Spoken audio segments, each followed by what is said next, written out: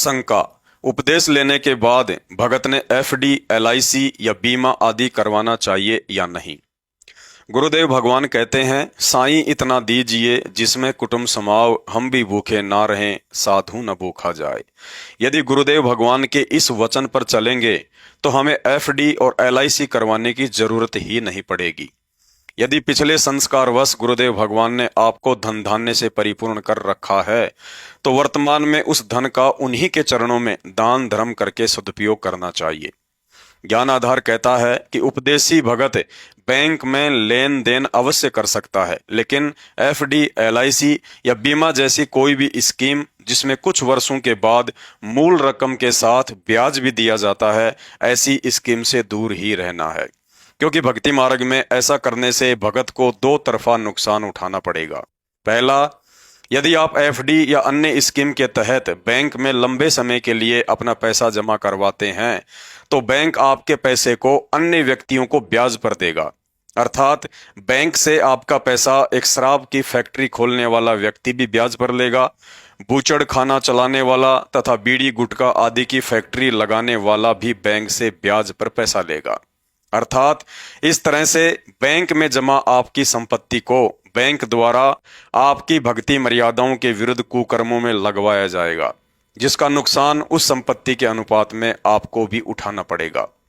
दूसरा, कुछ वर्षों बाद जब आपको बैंक एफडी या एलआईसी की रकम के साथ जो एक्स्ट्रा पैसा देगा, वह पैसा ब्याज रूप में बैंक आपको अन्य व्यक्तियों के जमा पैसों का हिस्सा ही निकाल कर देगा।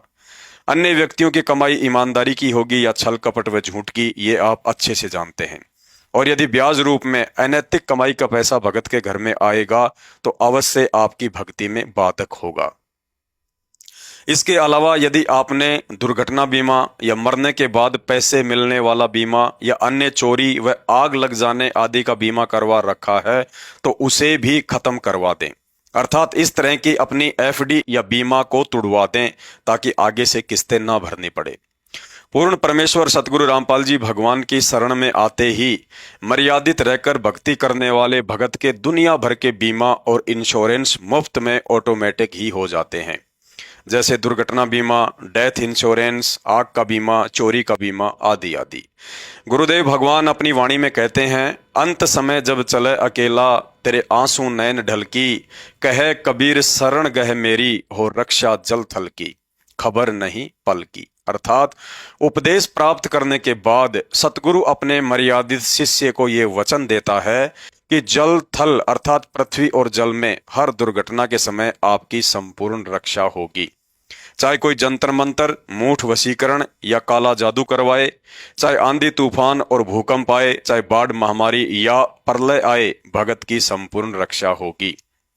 बस भगत ने केवल मर्यादा के साथ भक्ति करते हुए नियमित रूप से 5 यज्ञ करते रहना है तथा 10वें अंश के रूप में अपनी किस्तें भरते रहना है। ध्यान रहे, जैसे सरकार की तरफ से गाड़ी का इंश्योरेंस करवाना कंपलसरी होता है तो वह बीमा हम करवा सकते हैं, परंतु बैंक से कोई भी ऐसा अनावश्यक लाभ नहीं लेना चाहिए जिससे कि ब्याज रूप में अन्य व्यक्तियों का पैसा हमारे घर में आए।